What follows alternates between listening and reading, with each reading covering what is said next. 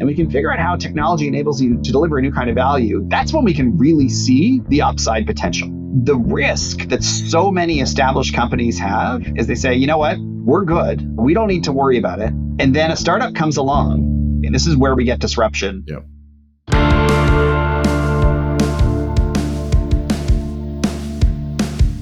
In an ever-changing world that's all about staying connected, building connections, and seeing where the next collaboration takes a marketing campaign. From an initial brief to the follow-through, what paths are going to make a campaign success more than a possibility? Hi, I'm Brett Marshon, CEO of Plus Company. This is Partners in Possibility. During this exciting and transformative period we're living in, what Avi Goldfarb calls the between times, we are witnessing huge advances in technology and machine learning. Avi is the Rotman Chair in AI and Healthcare at the University of Toronto. He's also Chief Data Scientist at the Creative Destruction Lab and co-author of the best-selling book, Prediction Machines, and its follow-up, Power and Prediction. Today, we continue our conversation about AI and prediction technology and how it will change our industry. We talk about the vital role that human judgment plays in using this technology most effectively, and how we here at Plus Company are unlocking what's possible in the consumer journey with our newest innovation, AIOS.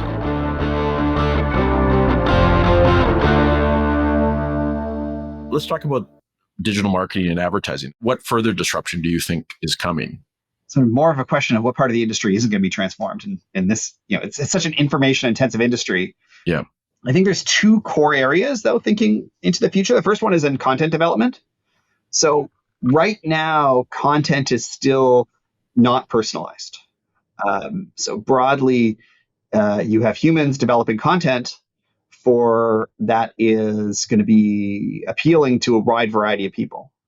What AI can do is take that human developed content and then adapt it to the particular needs of users based on the various data coming in. And so we can use generative tools, so image generation and writing, to take an advertising campaign theme that would be human generated and adapt it to the particular needs of a user who might be seeing an ad at a particular time. So there's going to be a real transformation in content and content development. Yeah. I think. The other side of it is on optimization and allocation. So how do we develop effective campaigns that don't just get the right ad to the right person at the right time, but do it in a way that's optimal from a budget sense, so that the company isn't just maximizing revenue per se or maximizing clicks, but is actually getting a return for their ad dollars in a way that right now is very, very hard to deliver and measure. You've picked on two areas, by the way, that we're putting a major focus on, both on the content development and customization side, but also on ROAS. And we've talked about in past podcasts, we've got this project called Project Catalyst. But you talk about prediction and separating prediction in the decision-making process. I think that's a really important concept that people will be interested in hearing your reflections on. Remember, what today's AI does is it's computational statistics. It's prediction technology. And what are predictions for? Predictions in and of themselves have no use. What a prediction is for is it helps you make better decisions. And decision making is the big deal, especially in information intensive industries. That's what the benefit of prediction comes from, helping us make better decisions. The hope for humanity, right, is that prediction isn't everything involved in a decision. There's all these other parts of a decision that still require a human touch. One of them is understanding what data to put into the prediction and how that works. Another is an action, like actually doing something with your prediction. But the most important one is this thing we call judgment. Right. And judgment at a high level is knowing which predictions to make and what to do with those predictions once you have them. And that remains inherently human. Yeah. My best explanation of judgment is from this. You ever see the movie I, Robot?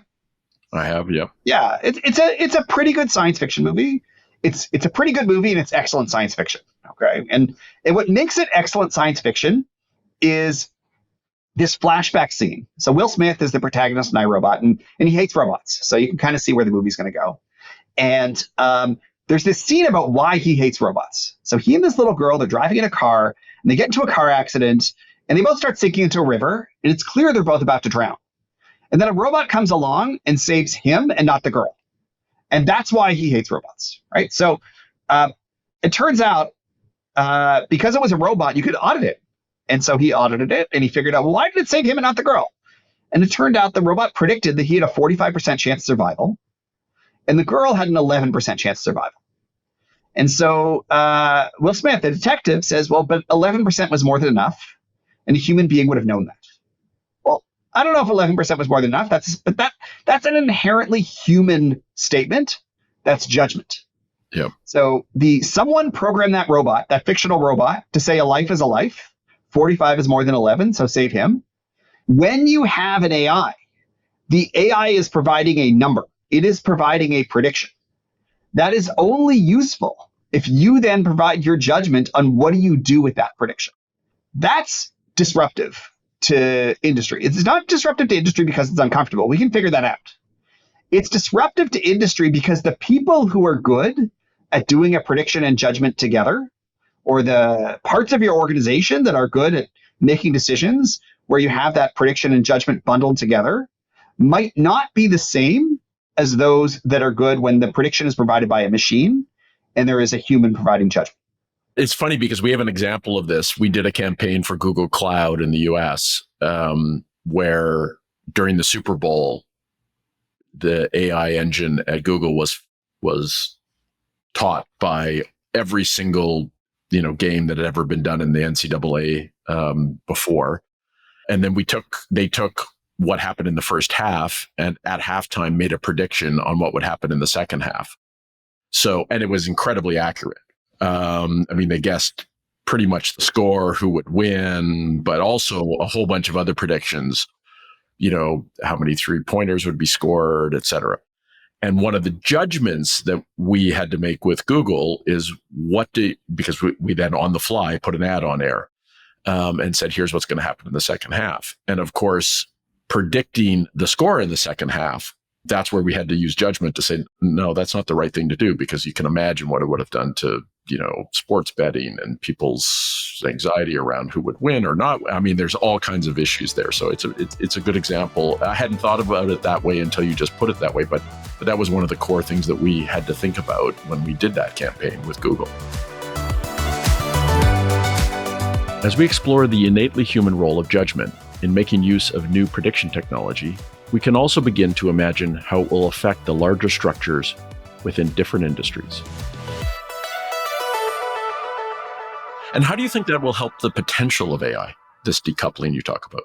A lot of the potential is going to be through a reinvention of the organization. Just like with electricity, the decoupling of the power source from the machine enabled a reinvention of the factory. With AI, a decoupling of the prediction from the judgment is going to enable reinvention of the organization. Right.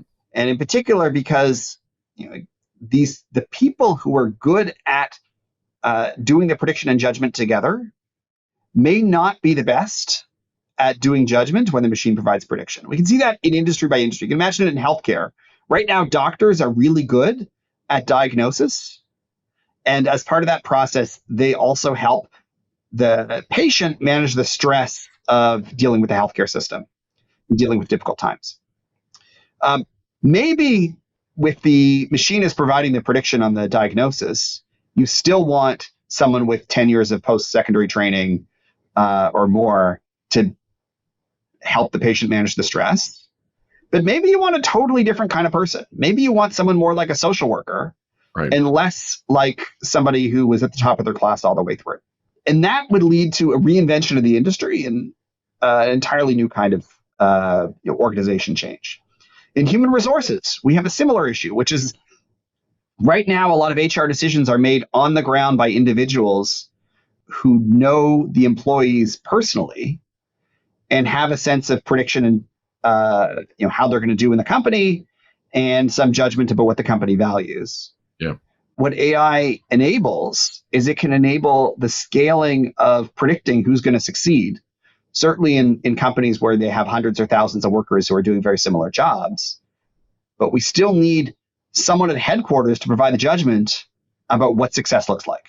Especially with bias, right? Because if AI would be biased based on history only because it can only look at the past and what's happened, right? So you're right. I mean, there you need judgment to say, okay, well, maybe the prediction says this, but we really got to, give this person a chance. Absolutely. If the leadership cares about reducing bias, I'm incredibly optimistic that AI will do better than whatever human processes people have in place. That's an important if. I get that. But if leadership cares about changing things, machine prediction allows them to audit, right, to figure out what's going wrong, and also to proactively learn. So one kind of system solution here that I've seen deployed in terms of HR is to say, like, there's a big company that decided to use AI to help them with their hiring processes. Okay. And they never deployed because the AI said, don't hire any women or minorities. They looked at it and like, why did the AI say don't hire women or minorities? And the answer is obvious. They hadn't hired very many women or underrepresented minorities in the past. And so the AI was just predicting based on that past data. But the manager in charge said, you know what, that's not right. And they dug into what was going on and they realized because it's not that the AI was predicting women and minorities would do badly. It was that the AI essentially was making predictions with very high variance because it had no idea because there was no data on which women or minorities might succeed in the company. Right. And so the strategy was when new applicants come along that have high potential, even if the best guess wasn't that good, but have high option value, that you should proactively hire those people, recognizing that on average they might not be as good. But in the process, we will learn which underrepresented people will thrive in the company. And they did that. They hired people who they were very uncertain about how they'd perform. They learned who would succeed. And then over time, they no longer needed to do that. And they had good estimates and their hiring practices became much, much more equitable. That's a great example. It's funny because, we also saw it in digital marketing to some degree, this issue, right?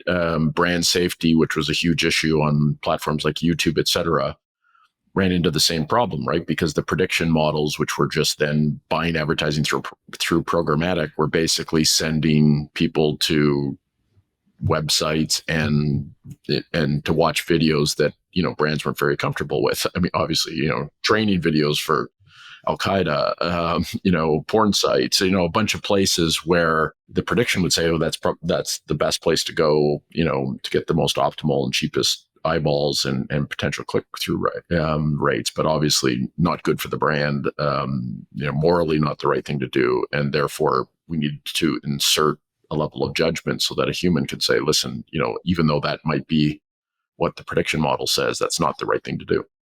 Absolutely. Let's take a look a little bit at this point and system solution idea and what the differences are and what value each of those brings to a company. And so what I've seen most companies do is they look for these easy wins. They identify their existing workflow, they unpack it, and they can say, step by step, what does our workflow look like? They can find a task done by a human that is a prediction task. They take out that human, they drop it in AI, they keep the rest of the workflow the same.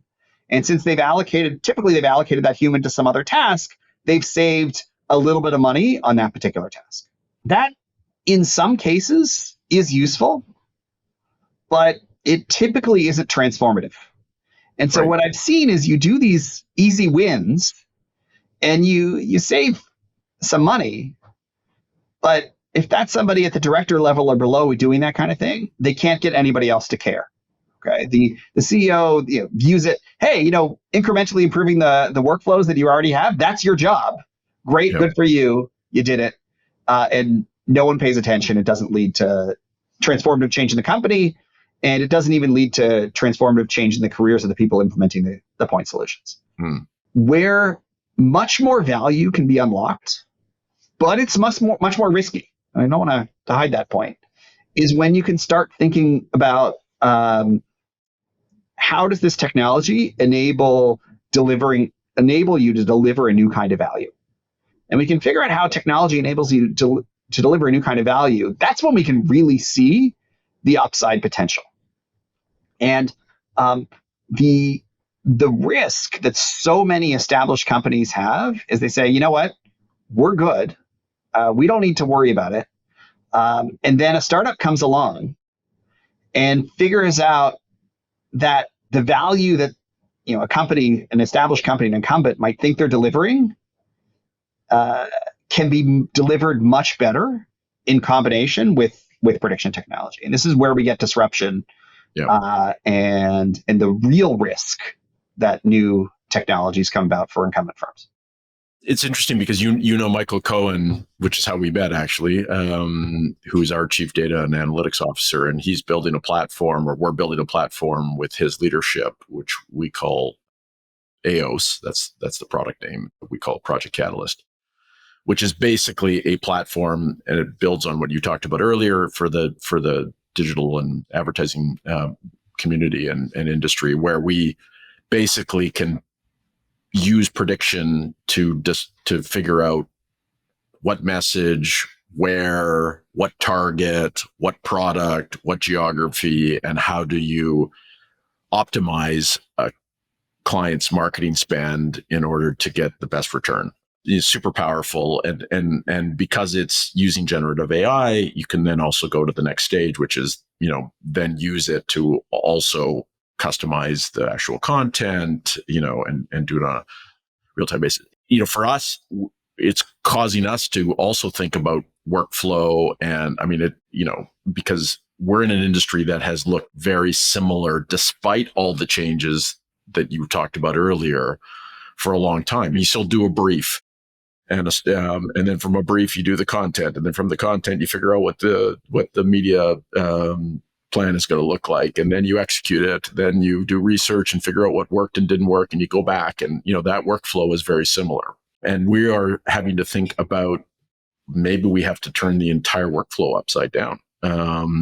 You actually start with what's in the marketplace now, first and foremost, in order to create the prediction, and then that then leads to a different set of and content development is now on a continuous basis, and you're not, it's not a batch process anymore across anything you do, including analog, et cetera. So it's just mind-boggling how much change could happen in our company, but also in our industry in the next few years, especially given how prevalent AI has been in digital advertising and in marketing for the last, 20 years, as you say. Absolutely. I'm curious to hear what you guys have been up to and what that transformation's look like. We're going to take a quick break, and when we come back, we'll talk more about Plus AIOS and how we at Plus Company plan to use it to optimize the consumer journey, plus some of the challenges we're facing and Avi's predictions for the near future.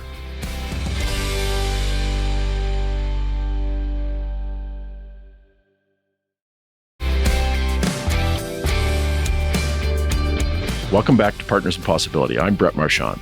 Plus AIOS is how Plus Company is exploring the ways prediction technology and generative AI can improve the way we market. We're at a point where we are now testing it. We're about to launch this new platform, so we're testing it with clients. You won't be surprised to hear that the predictive model is incredibly accurate. And we're doing a lot of work around customer journey instead of thinking sort of top down, where did you do your marketing and how did it impact your sales, et cetera, but actually doing it consumer by consumer. And to your earlier point, not only does that allow you to figure out how to optimize around consumer journey and use synthetic data to fill in the blanks about, what's the consumer journey look like, but also then to optimize the content in a way that's going to make it as effective as possible. And so I think this is where the power of AI and generative AI is incredibly interesting. But it may mean for us a pretty massive change in our workforce, because we're going to have to train them on how to use these. We're going to have to train people on how to use judgment, to your point, to make sure that we are not just letting the model drive all the decisions, because it could, it could lead to the wrong kinds of decisions. For us, we're using what we call a community of practice around AI instead of doing it centralized. And I don't know if this is the right approach or not, but I think it is, which is have a bunch of experiments that are working on each of these areas, working directly with clients at the agency level, at the grassroots level, seeing what works and doesn't work, figuring out, how do we have to change workflow and or our processes and our workforce. And we're starting to learn that it will have some major impacts on what the company looks like. And I think that, for me, that's acting more like a startup and less like a big company that's doing it top down. But I don't know if you have a point of view on whether you think that's the right approach or not. It's very hard for a big company to do it top down without allowing some experimentation in different parts, right? So one of the big challenges of the between times is we don't know exactly what's going to work. We have some hypotheses and some ideas, and we kind of know what we're doing right now isn't going to work. But exactly what the better system is hard to discover. And so enabling your organization, your customers, your suppliers to experiment a little bit in order to help you learn and figure out what's best is clearly going to be better than you deciding, okay, this is definitely what the future should be, and just running with that. Yeah, and you asked this really interesting question in your book, which is, if we knew then what we know today about AI, how would we behave differently? What would we change? What do you think that looks like for our industry? There's an extraordinary potential for personalization, and to really help advertising do what it's supposed to, in the sense that helping people find the products that they want, and helping advertisers get in front of the people whose behavior will be changed because of the ad. A lot of our focus over the past few years has been, on the tech side, sure, and on the design side, but a little less on how do we think through what kinds of ads are going to not just get people to notice them, but lead to the change in behavior that helps the advertiser, while also helping the user consumer get what they want when they want. And exactly what the skills are, that's we're starting to figure that out. I don't think I would have known that 5 years ago, but this move toward personalization and the opportunities around it has been extraordinary. If AI can help us influence the kinds of products that we buy that are aligned with our values and the things we think are important in the world, right? Who's making a difference in climate change? Who's actually treating people, in an equitable manner? Who's producing products that are going to be good for us as individuals, and as communities? I mean, there are a whole bunch of variables here that right now, as a consumer, you really don't have any sense of unless you dive in and do a ton of research. But that's actually something that could be incredibly beneficial, I think, with AI in the future, so that you're actually making purchases and voting with your dollars in a way that's actually going to make the world a better place. And I know that sounds, utopian, but I actually believe that that's one of the potentially beneficial impacts of AI on our industry, and therefore on companies and on the world. Yeah, I love that vision. It's a really exciting future for the industry overall.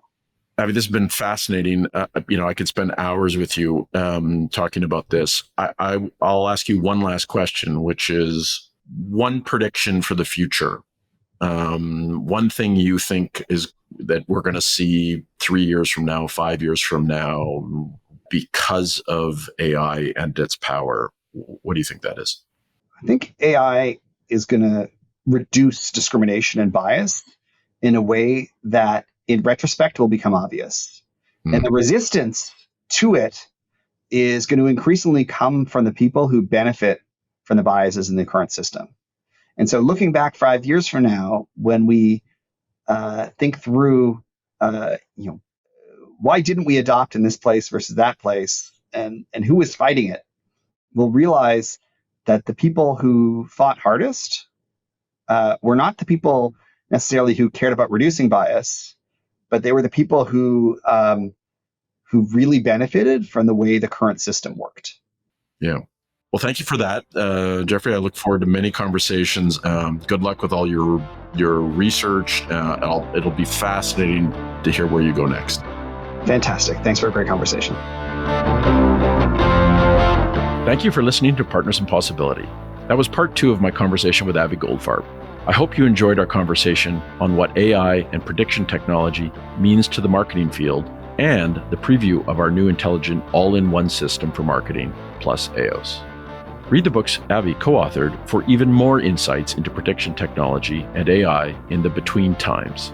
We have links to them in the show notes.